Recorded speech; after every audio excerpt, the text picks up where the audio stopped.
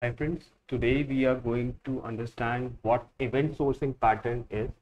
It is one of the design patterns in which what we do is, for example, if you have any system and there are actions happening on this system, so what we generally do is we have a data store in which we are updating whatever action is being taken. For example, if state of a particular item changes, state of a particular item I1 changes, then we are going to update I1 state as, let's say, S1 and S1. And when state of I1 changes to S2, then what we have to do is we are going to update this I1 to S2. So at this in this scenario, what we are doing is we are updating the state, and states are basically snapshot of your current system.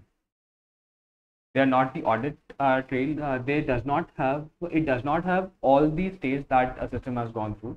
But in event sourcing pattern, what we do is instead of having just the current state, what we do is we use an append only file system or append only data store, in which what we are going to do is I1 S1 and then I2 I1 S2. And similarly, we are going to append all the states or all the actions that the system is going through. So it is an append only store. And what this provides is we can use this in multitude of ways. One way to use this is we can create our own read views over any data store that we want to use. We can create our own views upon this event store.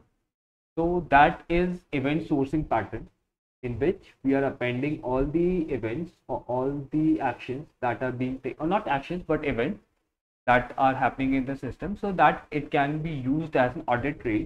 So we have audit of all the things that are happening. So it is an audit trail. It is also a history of what the system has gone through. And this can be used to create our own views of the data.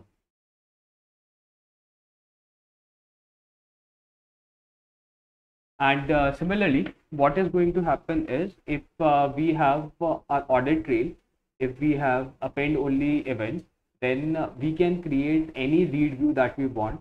And if that read view is old, or if you want some other view to get better understanding of our data, we can create another view using this event store. So we have been saying events quite a lot. What does this event actually mean? Event is nothing but just a set of changes that we want to implement in our system. Event can be update this data, event can be insert particular data, event can be delete this particular data. All you have to do is you have to keep persisting these actions or these events in your event store, and if there's a requirement, you can publish these events in some queues also, so that any system who wants to take any action on these events can take their respective action. One use of this event pattern can be you can ingest this event queue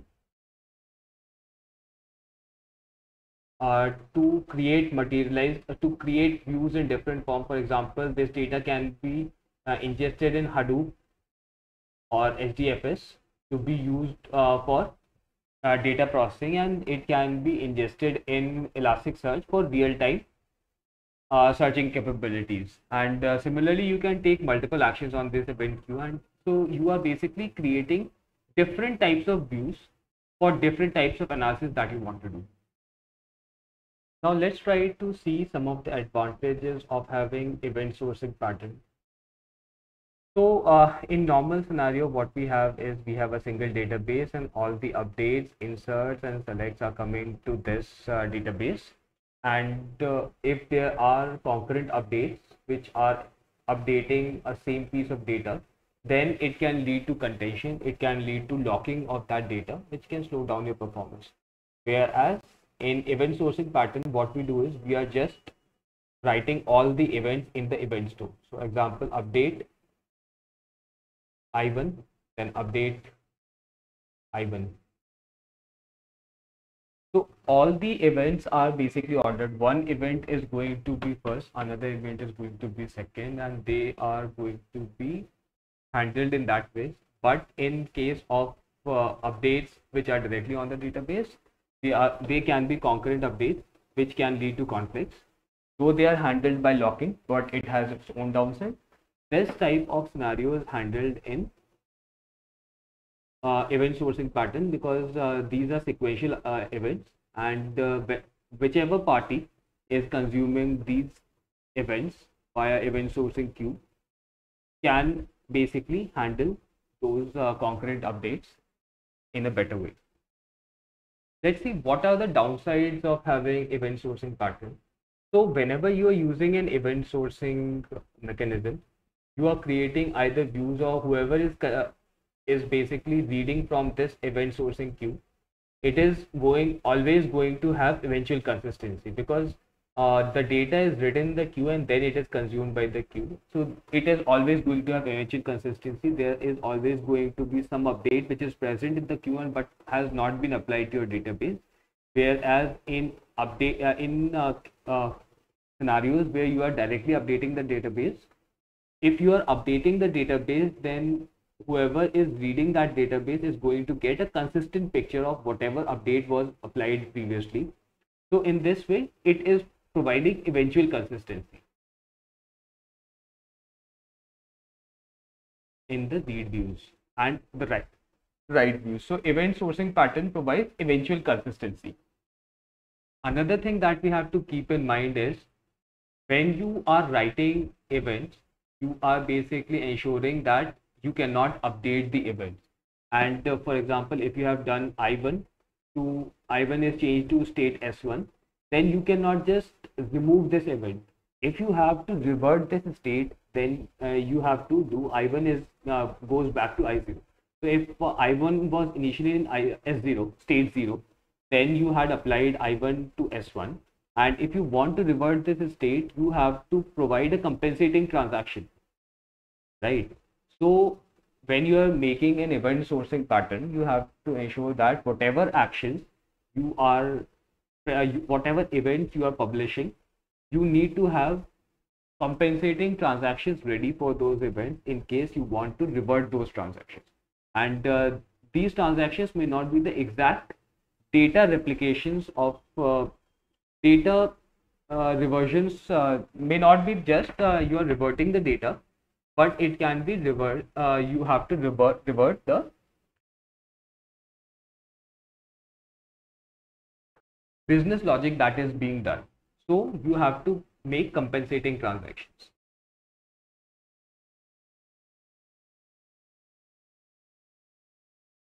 Another disadvantage of event sourcing pattern that we have to work on is when you are sending updates or you are reading updates from the event sourcing pattern or event sourcing queue, then you have to ensure the order of the events.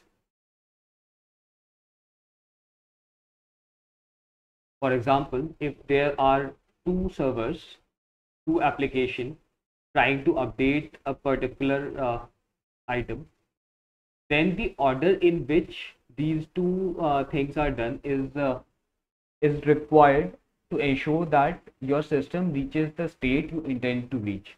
For example, if currently your state is S0, then you want to take state to S1, and then you want to take your state to S2. So if you are doing S0 to S1 and then S1 to S2, and if you are not ensuring the ordering, then one of the possible scenarios is it reaches to S1, then to S2, and other possible scenarios reaches to S2 and then reaches to S1. Okay. So you have to ensure that the order in which the events are happening is maintained. This can be done by storing the timestamp with each event. For example, if this event was happening at 10:01 a.m. and this event was happening as 10:02 a.m.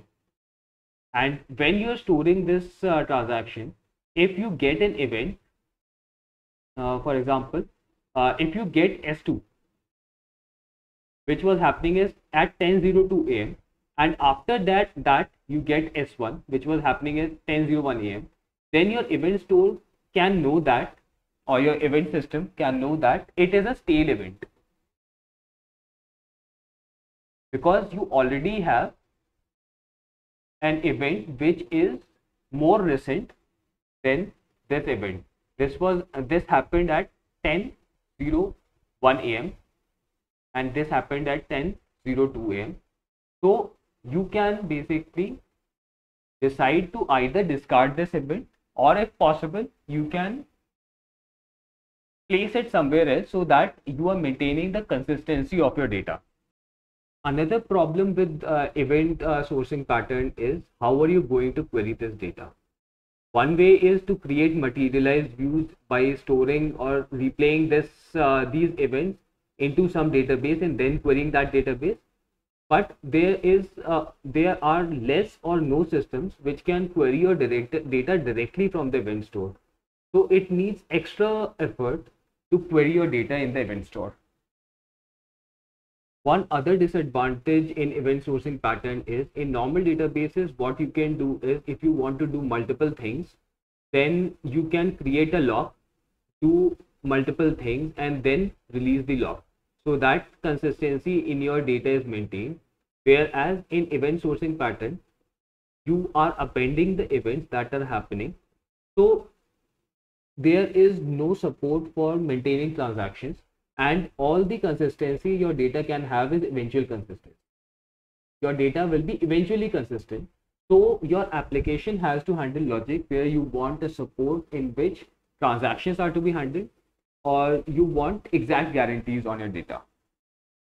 So eventual consistency creates a lot of problems in event sourcing pattern. So it can be beneficial in some cases also. One more thing that we have to consider in event sourcing pattern is when events are being published, the consumers which are consuming these events will have to ensure idempotency in their systems, because the events are published with at least once consistency, so that due to some reason there can be cases in which you are sending more than one update more than one times, an update more than one time. So your consumers should have the logic that they are not basically reapplying those updates leading to business losses or inconsistent state. So your consumers should be idempotent.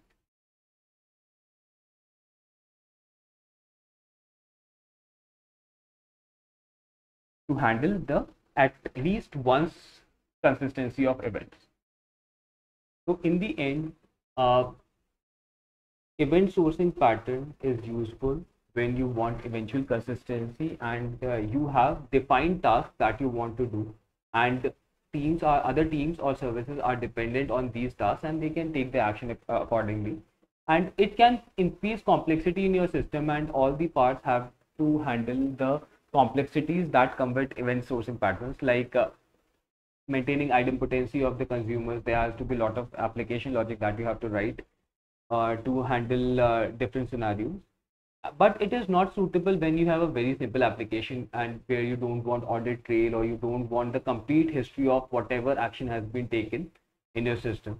So it is useful in very complex scenarios, and it should be handled with care. So that's all for the event sourcing pattern. I personally don't feel very good about event sourcing pattern. If used completely, its part can be used according to my personal opinion. Please let me know what your opinions are for event sourcing pattern. Have you used it personally, or are you planning to use it? Let's see where this goes. Thank you and have a nice day.